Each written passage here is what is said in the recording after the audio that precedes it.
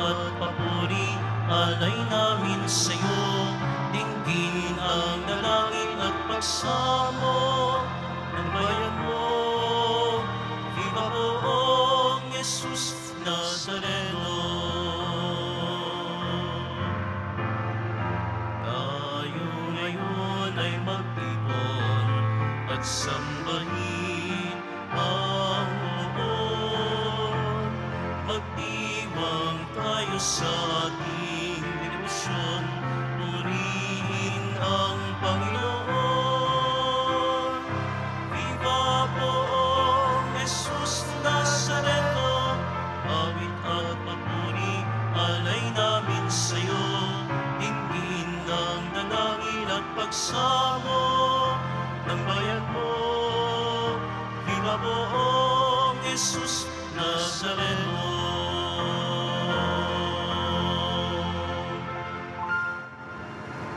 Simulan natin ang ating pagdiriwang sa ngalan ng Ama at ng Anak at ng Espiritu Santo. Amen. Ang pagpapala ng ating Panginoong Hesukristo, ang pag-ibig ng Diyos Ama at ang pakikipagkaisa ng Espiritu Santo naway sumainyong lahat. At sumaiyo rin. Mga kapatid, aminin natin ang ating mga kasalanan upang tayo'y maging marapat gumanap sa banal na pagdiriwang.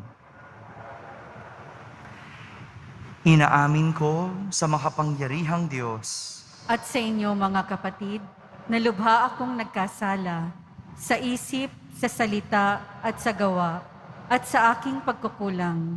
Kaya'y sinasamo ko sa mahal na Birheng Maria, sa lahat ng mga anghel at mga banal, at sa inyo mga kapatid, na ako'y ipanalangin sa Panginoong ating Diyos. Kaawaan tayo ng makapangyarihang Diyos, patawarin tayo sa ating mga kasalanan at patnubayan tayo sa buhay na walang hanggan.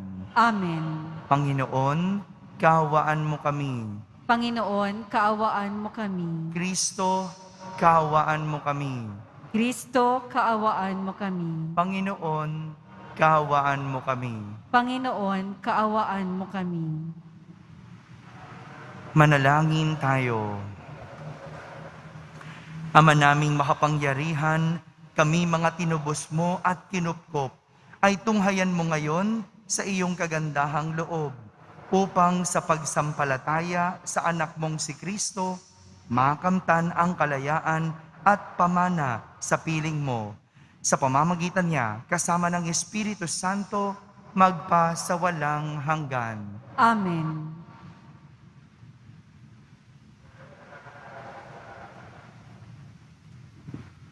Ang simula ng unang sulat ni Apostol San Pablo kay Timoteo.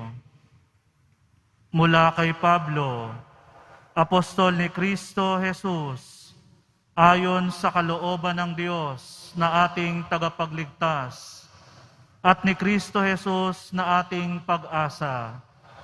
Kay Timoteo na tunay kong anak sa pananampalataya, sumainyo nawa ang pagpapala, habag at kapayapaan, buhat sa Diyos Ama at kay Kristo Jesus na ating Panginoon. Nagpapasalamat ako kay Kristo Jesus na ating Panginoon, na nagbibigay sa akin ng lakas para sa gawaing ito, sapagkat ako'y minarapat niya at hinirang na maging lingkod. Hinirang niya ako upang maglingkod sa Kanya, bagamat noong unay nagsalita ako laban sa Kanya. Bukod dito'y inusig ko siya at nilait. Sa kabila nito'y kinahabagan ako ng Diyos, sapagkat hindi ko nalalaman ang aking ginagawa noong hindi pa ako naniniwala sa Kanya. Iginawad sa akin ng Panginoon ang Kanyang masaganang pagpapala.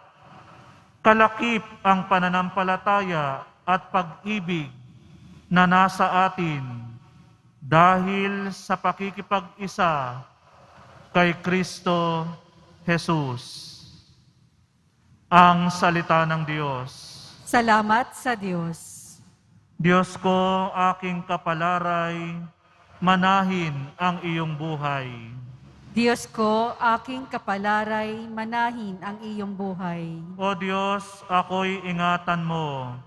Ingatan ang iyong lingkod. Ang hangad ko ay maligtas, kaya sa'yo dumudulog. Ika'y aking Panginoon, ang wika ko sa aking Diyos. Kabutihang tinanggap ko, at ikaw ang nagkaloob. Ikaw lamang, O Poon ko, ang lahat sa aking buhay. Ako'y iyong tinutugon sa lahat kong kailangan. Diyos ko, aking kapalaray, manahin ang iyong buhay. Pinupuri ko ang Poon na sa akin ay patnubay. Kahit gabit diwa niya, ang sa aki umaakay. Nababatid ko na siya'y kasama ko oras-oras. Sa piling niya kailanmay, hindi ako matitinag. Diyos ko, aking kapalaray, manahin ang iyong buhay. Ituturo mo ang landas na buhay ang hahantungan. Sa piling mo'y madarama ang lubos na kagalakan. Ang tulong mo'y nagdudulot ng ligayang walang hanggan. Diyos ko, aking kapalaray, manahin ang iyong buhay.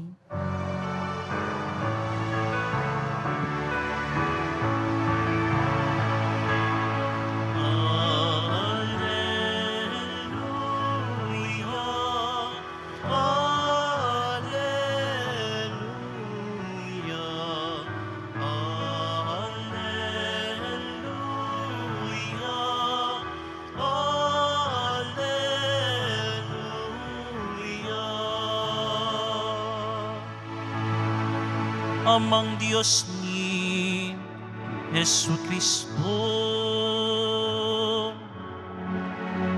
ang salita mo'y totoo. Kami ay papanalin mo.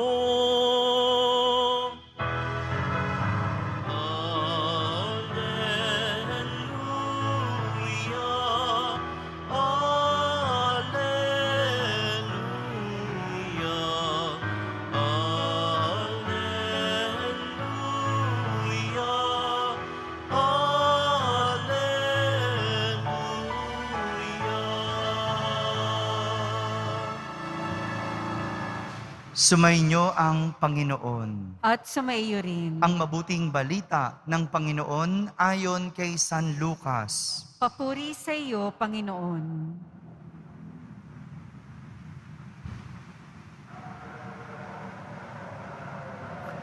Noong panahong iyon, tinanong ni Jesus ang kanyang mga alagad ng patalinhaga, "Maaari bang maging taga-akay ng bulag ang isa ring bulag? Kapwa sila mahuhulog sa hukay kapag ginawa ang gayon. Walang alagad na hihigit sa kanyang guro, ngunit kapag lubusang naturuan, siya'y magiging katulad ng kanyang guro. Ang tinitignan mo'y ang puwing ng iyong kapatid, ngunit hindi mo pinapansin ang tahilan sa iyong mga mata. Paano mo masasabi sa iyong kapatid, 'Kapatid, bayaan mong alisin ko ang iyong puwing,' gayong hindi mo nakikita ang tahilang nasa iyong mata? Mapagpaimbabaw, alisin mo muna ang tahilan sa iyong mata at makakakita kang mabuti.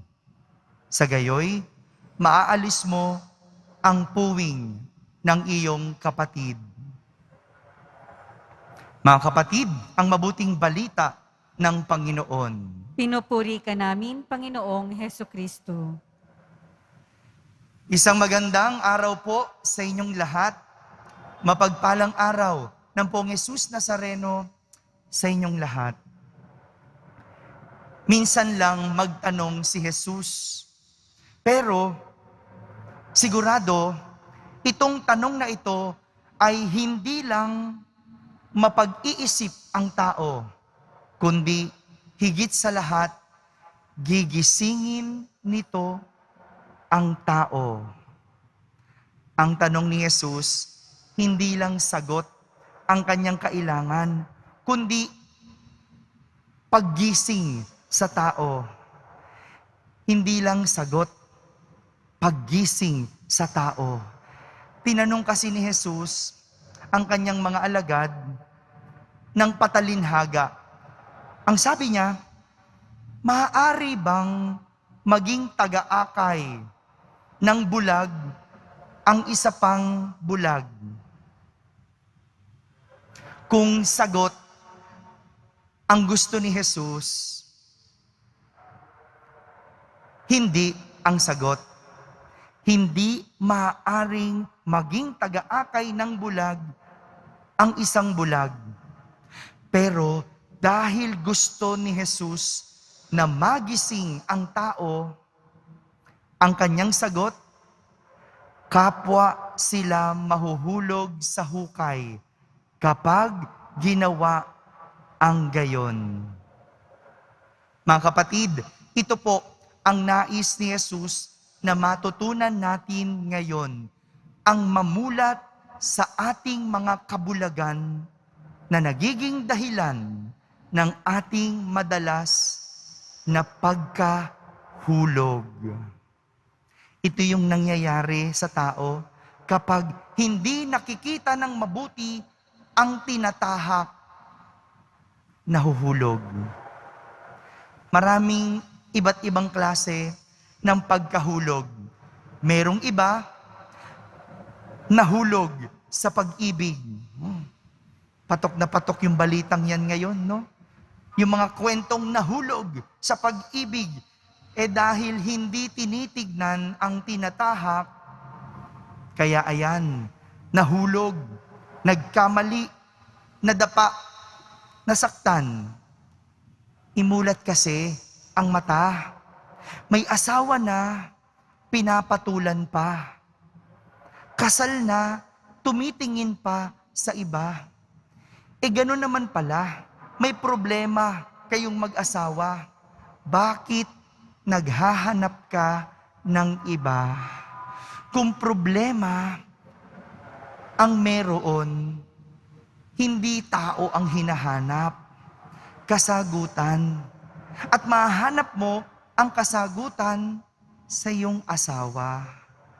Ito'y nangyayari kapag tinitignan ang pag-ibig sa ibang dimensyon. Nahuhulog. Meron naman nahulog sa pera. Wala pong masama sa pera. Kailangan natin ang pera. Pero kung hindi ito tinitignan ng maayos at tama, dito nahuhulog ang tao. Nagiging ganid at nagiging madamot. May iba, nahulog sa bisyo. Walang masama sa baraha. Wala rin namang masama sa manok. Walang masama sa kabayo. Pero kapag iba ang tingin dito, ito'y nagiging bisyo. Kapag sugal ang nasa isip, kahit anong bagay, pwedeng maging masama. May iba, nahuhulog sa kapangyarihan. Iba kung tingnan ng kapangyarihan. Sabi niya, mahal niya ang bansa, kaya gusto ng kapangyarihan, kaya gusto ng posisyon. Pero hindi naman lahat ng nagmahal sa bansa, tumakbo. Kaya hindi kailangang tumakbo para lang maipakita ang pagmamahal sa bansa. Kung minsan kasi, tinitingnan ang kapangyarihan bilang kabuhayan. At dyan nasisira ang kapangyarihan kapag ginagawa itong kabuhayan. Kahit ang ating pananampalataya, kahit ang debosyon sa Poong Nazareno, pwedeng maging masama kapag tinitignan ito ng hindi tama. May iba, pinagsasama ang debosyon at ang ambisyon na magkaroon ng posisyon. Marami yan. Marami sa ating mga deboto, pinapakita ang debosyon, pero ang totoo, gusto magkaroon ng posisyon. Mag-ingat, sapagkat kapag tinitignan ng mali ang isang bagay, pwede itong maging masama at pwede kang madapa. Kaya nga, ang paalala ni Jesus, alisin ang mga tahilan sa ating mga mata. Dahil ito ang balakid para tayo ay hindi makakita ng malinaw. Buksan ang ating mga paningin para hindi mahulog o madapa. Tumingin kay Jesus. Dahil siya ang magbibigay ng liwanag sa ating mga mata. Amen.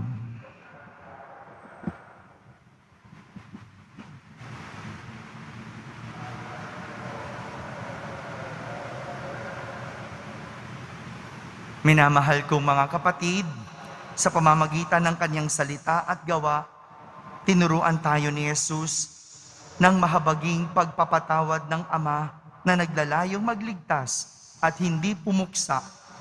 Nasundan nawa natin ang kanyang halimbawa habang nananalangin tayo sa Ama. Ating sambitin sa bawat panalangin, aming Ama, matulad nawa kami sa iyo. Aming Ama, matulad nawa kami sa iyo. Ang simbahan naway piliin ang daan tungo sa pagpapatawad, katarungan, katotohanan at pag-ibig. Manalangin tayo. Aming Ama, matulad nawa kami sa iyo.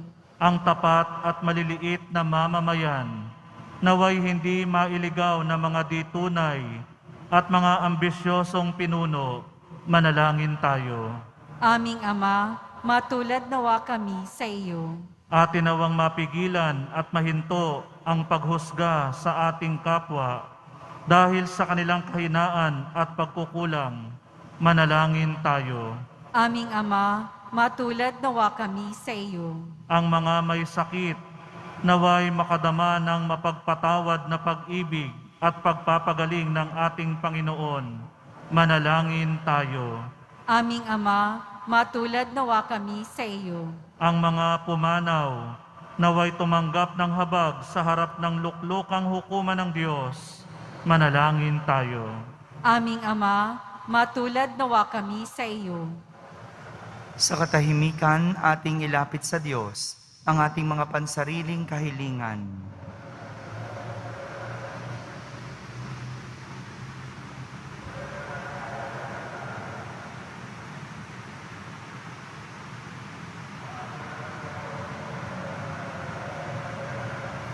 Manalangin tayo. Aming Ama, matulad nawa kami sa iyo. Panginoon, buksan mo ang mga mata ng lahat ng tao na nawalay na sa landas ng buhay. Sa iyong biyaya, akayin mo kaming pabalik sa iyo na nagmamahal sa lahat. Hinihiling namin ito sa ngalan ni Kristo na aming Panginoon. Amen.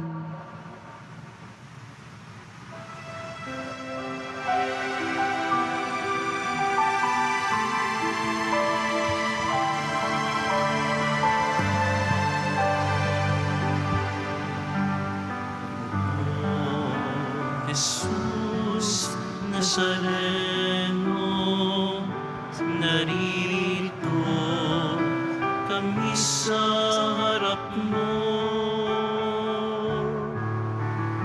Alak at tinapay, alay namin sa'yo. Mula sa tangkay ng ubas at natil na trigo, upang maging ugot katawan mo. Jesus Nazareno, alak at tinapay, sa lahat ay nagbibigay buhay. Biyayang kaloob ay aming inaalay, pagpapal at buhay na dalisay. Manalangin kayo mga kapatid upang ang paghahain natin ay kalugdan ng Diyos amang makapangyarihan. Tanggapin nawa ng Panginoon itong paghahain sa iyong mga kamay, sa kapurihan niya at karangalan, sa ating kapakinabangan at sa buong sambayanan niyang banal. Ama naming lumikha, ikaw ang gumagawa ng wagas na katapatan at kapayapaan. Ipagkalob mong ang iyong kadakilaan ay aming handugan ng iyong minamarapat na aming may alay. At naway magkaisa kami sa pakikinabang sa banal na paghahain ngayon ay ipinagdiriwang. Sa pamamagitan ni Jesucristo, kasama ng Espiritu Santo, magpa sa walang hanggan. Amen. Sumainyo ang Panginoon. At sumaiyo rin. Itaas sa Diyos ang inyong puso at diwa. Itinaas na namin sa Panginoon. Pasalamatan natin ang Panginoong ating Diyos. Marapat na siya ay pasalamatan. Ama naming makapangyarihan, tunay ngang marapat na ikaw ay aming pasalamatan. Sa iyong paglingap at kagandahang loob, ang tao'y nilikha mo at pinangasiwa sa sansinukob. Sa hangad mong siya'y iwastong lubos, siya'y pinagdusa mo sa kanyang pagtalikod. Sa iyong paggiliw, iyong ipinahintulot na makabalik siya sa pamamagitan ni Kristo Jesus.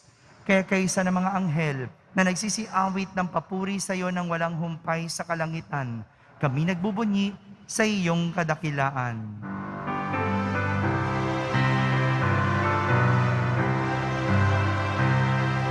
Banhal ka, buong may kapal, banhal ang iyong pangalan, banhal ang iyong kaharian,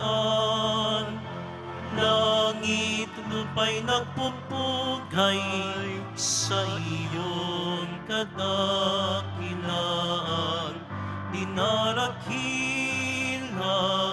ng lahat ang naparito mong anak na siyang nagmulat sa bulag, sa pilay ay nagpalakad at nakiramay sa lahat.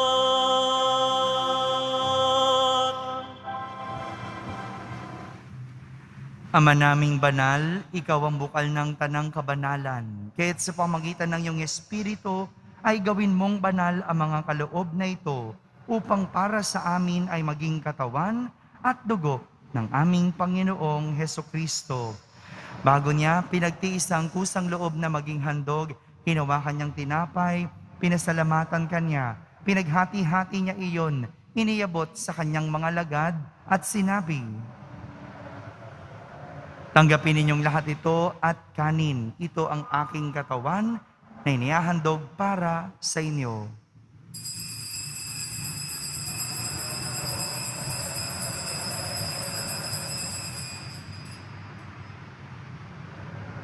Kaya hindi naman na matapos ang hapunan, hinawakan niyang kalis, muli kanyang pinasalamatan.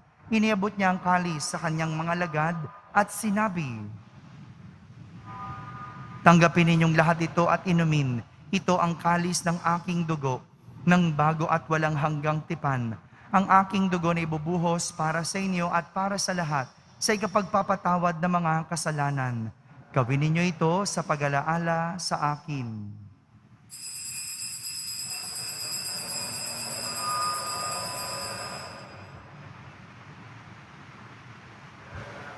Ipagbunyi natin ang misteryo ng pananampalataya. Si Kristo'y namatay, si Kristo'y nabuhay, si Kristo'y babalik sa wakas ng panahon. Ama, ginagawa namin ngayon ang pag-alaala sa pagkamatay at muling pagkabuhay ng iyong anak. Kaya't inaalay namin sa iyo ang tinapay na nagbibigay buhay at ang kalis na nagkakaloob ng kaligtasan. Kami nagpapasalamat dahil kami iyong minarapat na tumayo sa harap mo para maglingkod sa iyo. Isinasamo namin kaming magsasalo-salo sa katawan at dugo ni Kristo ay mabuklod sa pagkakaisa sa pamamagitan ng Espiritu Santo. Ama, lingapin mo ang iyong simbahang laganap sa buong daigdig. Puspusin mo kami sa pag-ibig, kaysa ni Francisco na aming Papa, ni Jose ng aming Obispo, at ng Tanang Kaparian. Alalahanin mo rin ang mga kapatid naming nahimlay na may pag-asang sila'y muling mabubuhay. Gayon din ang lahat ng mga pumanaw. Kaawan mo sila at patuloyin sa iyong kaliwanagan. Kaawan mo at pagindapating kaming lahat na makasalo sa iyong buhay na walang wakas. Kaisa na mahal na Birheng Maria na Ina ng Diyos, ng kabiyak ng puso niyang si San Jose, kaysa ng mga apostol ni San Juan Bautista at ng lahat ng mga banal na namuhay dito sa daigdig ng kalugod-lugod sa iyo. May pagdiwang nawa natin ang pagpupuri sa kararangal mo sa pamamagitan ng iyong anak na aming Panginoong Hesukristo. Sa pamamagitan ni Kristo, kasama niya at sa Kanya, ang lahat ng parangal at papuri ay sa iyo, Diyos amang makapangyarihan, kasama ng Espiritu Santo, magpa sa walang hanggan.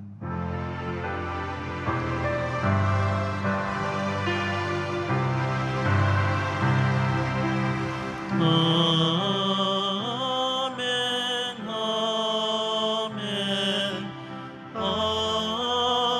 amen, amen. Sa tagubilin ng mga nakahagaling na utos at turo ni Jesus na Panginoon natin at Diyos, ipahayag natin ng lakas loob. Ama namin, sumasalangit ka, Sambahin ang ngalan mo, mapasa amin ang kaharian mo. Sundin ang loob mo dito sa lupa para ng sa langit. Bigyan mo po kami ngayon ng aming kakanin sa araw-araw at patawarin mo kami sa aming mga sala para ng pagpapatawad namin sa nagkakasala sa amin. At huwag mo kaming ipahintulot sa tukso at iadya mo kami sa lahat ng masama. hinihiling namin kami iadya sa lahat ng masama, pagkalooban ng kapayapaan araw-araw, iligtas sa kasalanan at ilayo sa lahat ng kapahamakan, samantalang aming pinananabikan ang dakilang araw ng pagpapahayag ng tagapagligtas naming si Hesukristo. Sapagkat iyo ang kaharian at ang kapangyarihan at ang kapurihan magpakailanman. Amen. Panginoong Hesukristo, sinabi mo sa iyong mga apostol, kapayapaan ang iniiwan ko sa inyo, ang aking kapayapaan ang ibinibigay ko sa inyo. Tunghayan mo ang aming pananampalataya at huwag ang aming pagkakasala. Pagkalooban mo kami ng kapayapaan at pagkakaisa ayon sa iyong kalooban, kasama ng Espiritu Santo, magpa sa walang hanggan. Amen. Ang kapayapaan ng Panginoon ay laging sumainyo. At sumaiyo rin. Magbigayin kayo ng kapayapaan sa isa't isa. Kapayapaan po para sa lahat.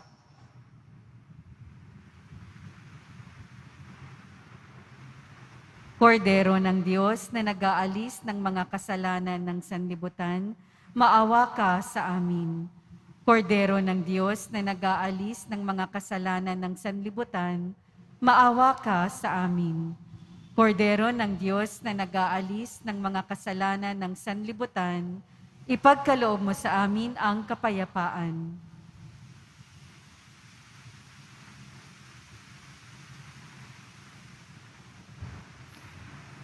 Ito ang kordero ng Diyos. Itong nag-aalis sa mga kasalanan ng sanlibutan. Mapalad ang mga inaaniyahan sa kaniyang piging. Panginoon, hindi ako karapat-dapat na magpatuloy sa iyo, ngunit sa isang salita mo lamang ay gagaling na ako.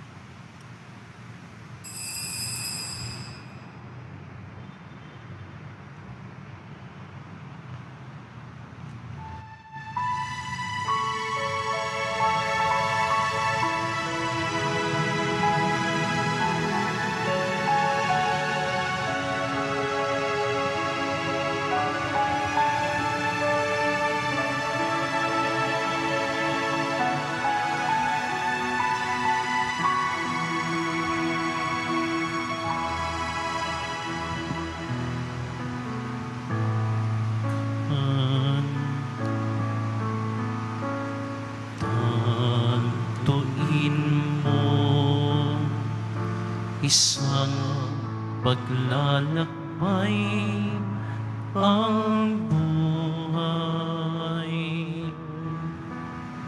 Sanga-sangang landas ay may kahirapan. Kung ang lungkot o panganib sa'yo'y biglang dumalaw, o kung ikaw ay mapagod sa bigat na inyong pasan, Panginoon ang balingan, Panginoon ang asahan. Wika niya'y halina, lumapit sa akin. Kayong mga napapaghal, aking pag-ibig hawain, bigat ng inyong pasanin ay aking paghaganin.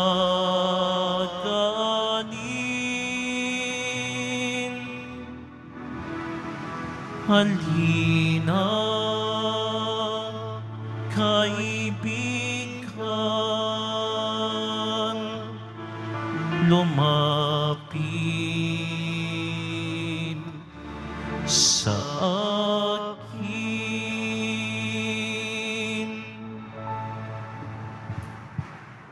Manalangin tayo.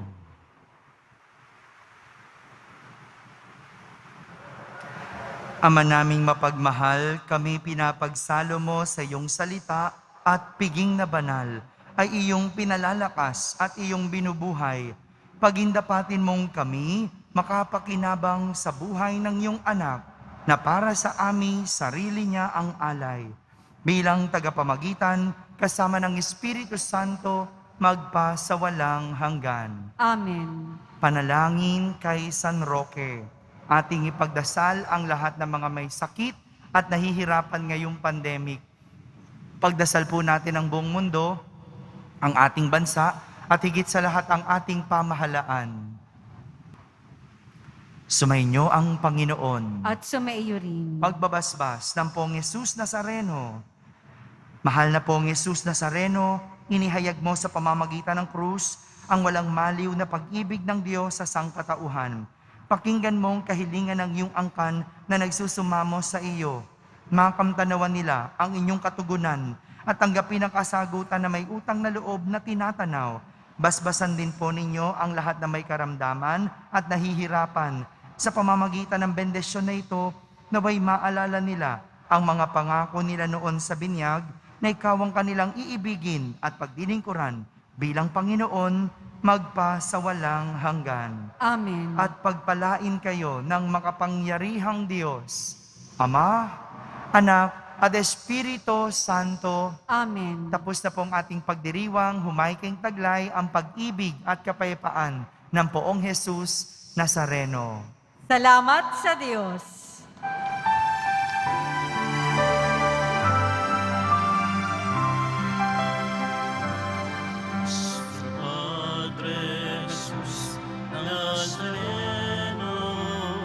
Sinasamba ka namin, pinipinto ka namin, aral mo ang aming